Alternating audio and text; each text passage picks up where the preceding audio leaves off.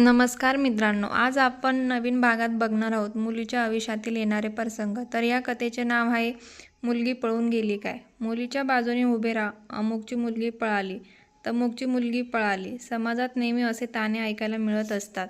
यात काय मुलीची तिच्या मायबापाची चक्क हयात निघून जाते. परंतु जे गालबोट लागतं ते गालबोट काही केल्या पुसले जात नाही.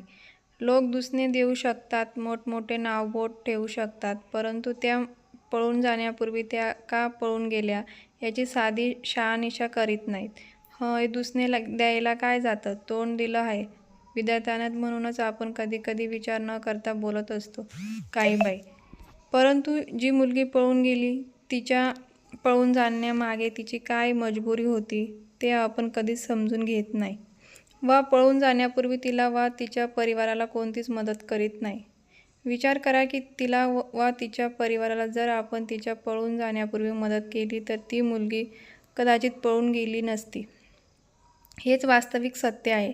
अमुकची मुलगी पळाली असं लोक बोलतात, मात्र ही मानसिकता बदलणे काळाची गरज आहे. कारण आजच्या काळात विवाह संस्काराला भरपूर पैसा लागतो. शिवाय हुंडा पद्धती अमाप असल्याने तेवढा पैसा मुलीच्या बापाजवळ नसतो. त्यातच 2-4 मुली असल्यास जे कर्ज होतं त्या कर्जापायी बापाची आत्महत्या होते. असं चित्र प्रत्येक घरातील मुलगी अनुभवते.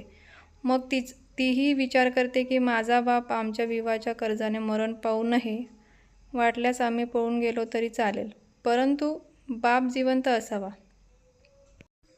तदनंतर त्या पळून जातात. मग त्या मुलींना बापही शिव्या घालतो आणि समाजही. परंतु हा फुटकळ समाज त्या विवाह सोहळ्यासाठी वाढलेल्या पैशाला हा हुंड्याच्या पद्धतीला शिव्या आसाडत नाही. अलीकडील काळात पाश्चात्य विचारसरणी आली. विदेशी लोक आपल्या भारतात यायला लागले आहेत. आपल्या विदेशातीलही लोक विदेशात जायला लागली आहेत. नवा काळ आलाय व या नव्या काळात एकंदरीत हा बदलाव झालाय. आपल्या देशात जसे विदेशी आले तसेच विदेशी वारेही आपल्या देशात वाहू लागले. त्यातच विदेशी वारे हे विचाराचे वारे ठरले. ती पाश्चात्य विचारसरणी ठरली की त्यात पाश्चात्य विचारसरणीनं सर्वच गोष्टी बदलल्या. त्या गोष्टी एवढ्या बदलल्या की त्या विचारसरणीचे बरेच प्रेमीयुगल प्रेम करायला लागले. मग विवाह संस्कार आणि इतर साऱ्याच गोष्टी गौण ठरल्या व आश्वासनाचं मोठी ठरू लागली. ते आश्वासन एवढं जबरदस्त व प्रभावशाली ठरलं गेलं की त्या आश्वासनाचे बळी ठरून मुली भाळल्या. त्यानंतर त्या पळून गेल्या. मुली पळून जातात त्याचं कारण असतं त्यांच्या मायबापाचं रागवणं. मायबाप हे जुन्या पुरातन विचाराचे असतात व ते जुन्या पुरातन विचाराचे असल्याकारणाने मुलीचे एखाद्या मुलावर प्रेम असलं तर ते आपल्या मायबापांना सांगू शकत नाही. त्या मुलींना आपल्या मायबापाची भीती वाटते. कदाचित ते आपल्या विवाहाला मंजुरी देणार नाहीत असा त्यांचा विचार असतो. प्रेम हे भारी पडतं मायबापापेक्षाही. तो तरुण व्यक्ती आवडायला लागतो मायबापापेक्षाही. तोच हवाहवासा वाटतो मायबापापेक्षाही. त्याचं विचारांचे चक्रव्यूहात फसून मुली पळून जायला लागतात. शिवाय दुसरं कारण असतं ते म्हणजे अल्प वय. त्या अल्पवयात त्याची परिस्थिती काय होते हे त्यांनाही कळेनासं असतं. मुली पळून जातात त्याची कारणं बरीच आहेत. पश्चात धोरण, अल्प वय, प्रेमाची आस, जोडीदाराचं आकर्षण, त्यातच त्यांचं आश्वासन मी चंद्र तारे आणीन. मात्र पळून गेल्यावर साधारण 3-4 महिने झाले की ना चंद्र आणता येत त्यांना ना तारे आणता येत त्यांना. जगातील वास्तविक परिस्थिती माहिती पडते. ज्याच्यावर विश्वास ठेवला तो निकम्मा निघतो. पळून जाण्यापूर्वी व्यसन नसतात त्याला आणि पळून गेल्यावर कित्येक व्यसन. कधी हा पळून नेणारा तरुण तिला मोलभावातही वेश्येच्या अंगणी विकून टाकतो. काय मिळतं प्रेमात? माणुसकीची हार. काही मुलींना तर संपूर्ण जीवनभर वेश्या म्हणून जगावं लागतं. काही मुलींना तर पळालेली मुलगी असे ताणे पडतात आणि त्यांच्या मायबापांना. अमुक व्यक्तीची मुलगी पळाली अमुकच्या मुलीसोबत असे ताणे कित्येक पिढीपर्यंत पडत असतात. काही मुली पळून जातात ते मायबापांना न विचारून. त्यात काही मुलींच्या मजबुऱ्या असतात. त्यातील एक कारण म्हणजे मुली या मायबापांनी जन्माला घातलेल्या जास्त मुली व त्या मुलीवर खर्च करणारा बाप. कधी हा बाप विचार करत असतो की मुलीचं लग्न करायचं मंडप, जेवण, हळद असा किती पैसा लागणार? मुली एवढ्या कसं करणार? पैसा कुठून आणणार? कर्ज काढावं लागणार. त्यात जास्त मुली, त्यांच्या विवाहाचा प्रश्न, त्यातच त्यांचं वाढणारं वय. मग घरातील वडीलधारी मुलीला चिंता वाटणार नाही तर काय? मग ती पळून जाणार नाही तर काय? काही मोठ्या मुली तर विवाहच करीत नाही, त्यात विवाह न करता लहान बहिणीचे विवाह करतात. असे बरेच ठिकाणी चित्र दिसते. मुली पळून जातात, यात त्यांचा गुन्हा नसतो. गुन्हा असतो त्या परिस्थितीचा. कधी एखाद्या मुलीला आई नसते तर कधी बाप नसतो.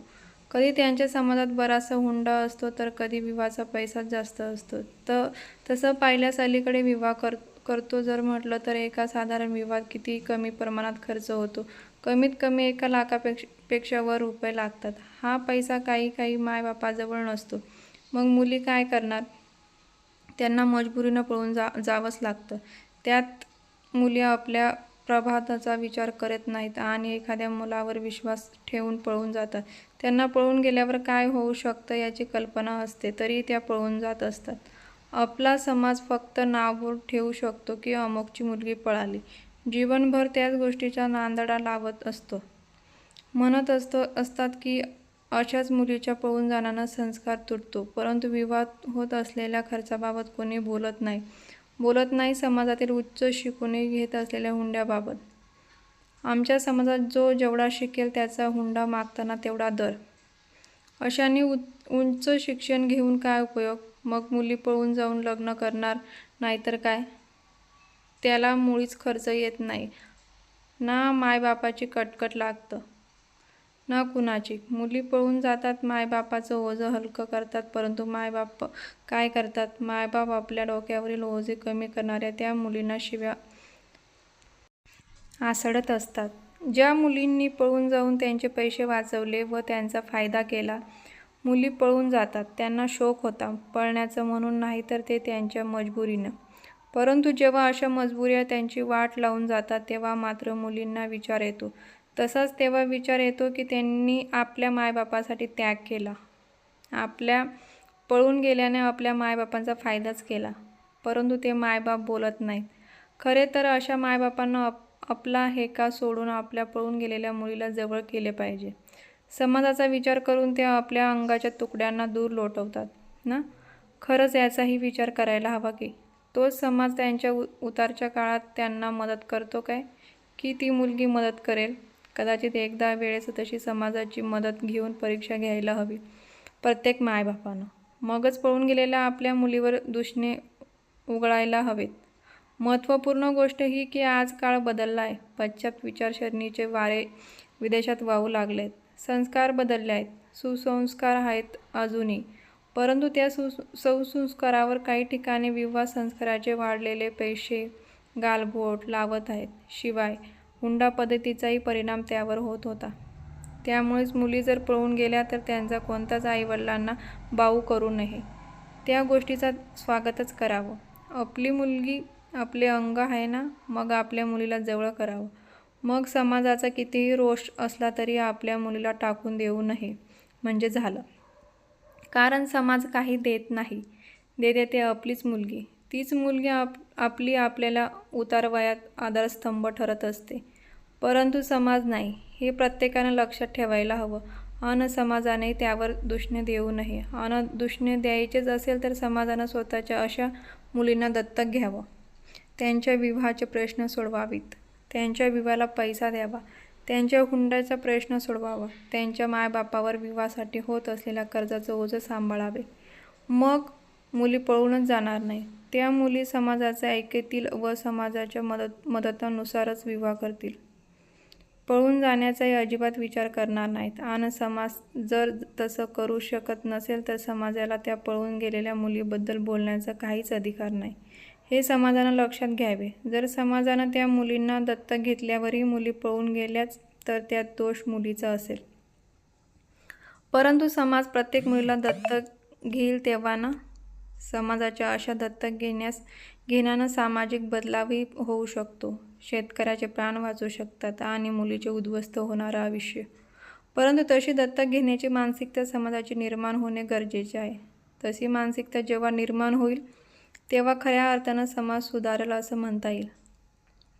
असे जर झाले तर मग कोणाच्या मुली पळून जाणार नाहीत व समाजही कोणाच्या मुलीला पळून गेली असे कोणीही म्हणणार नाही, हे तेवढंच खरे आहे.